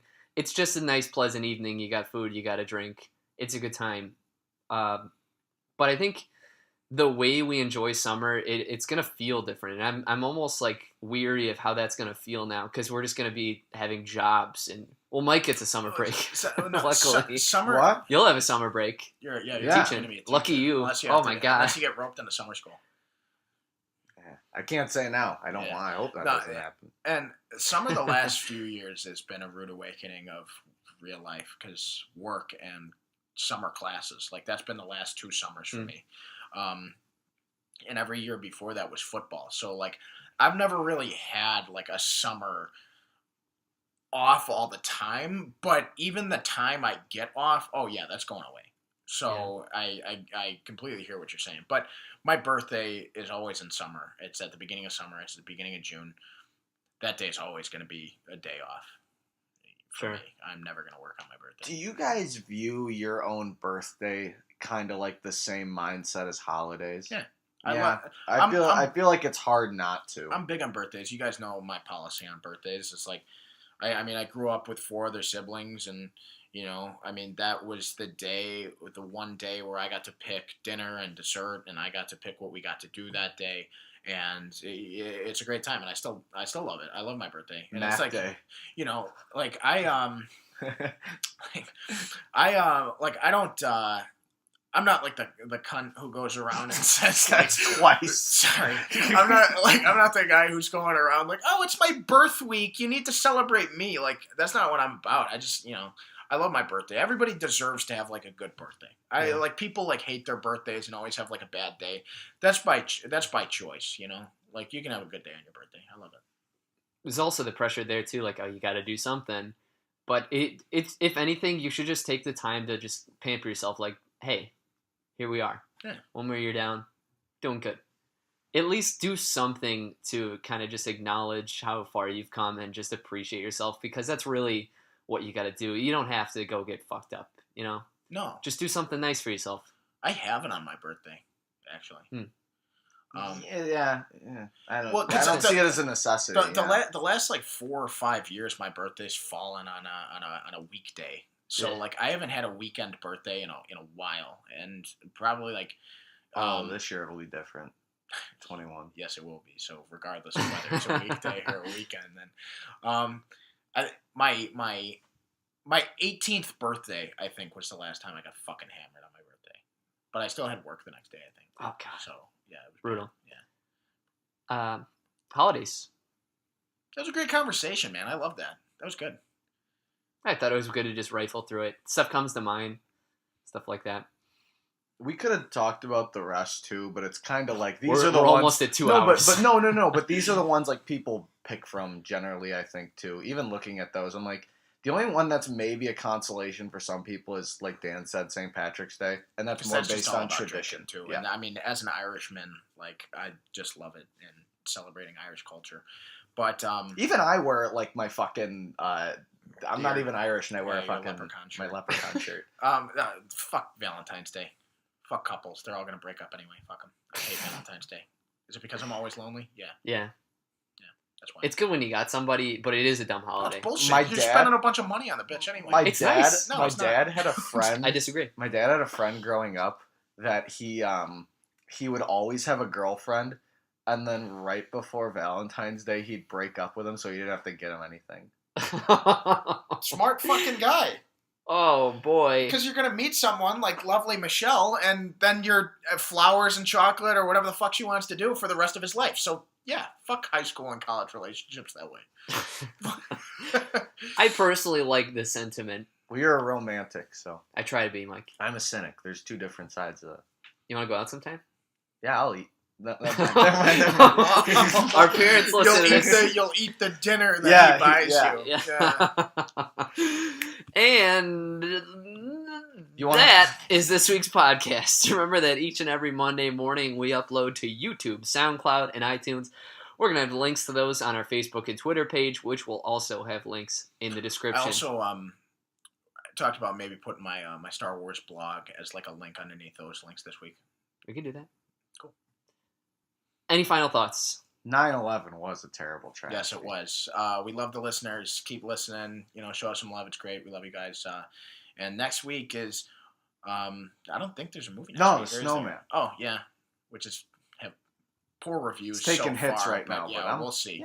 It's got Val Kilmer in it. I'm Yeah, ready we'll- for a bad movie. We'll be the judges Yeah. of that. All right. And as always, thank you for listening.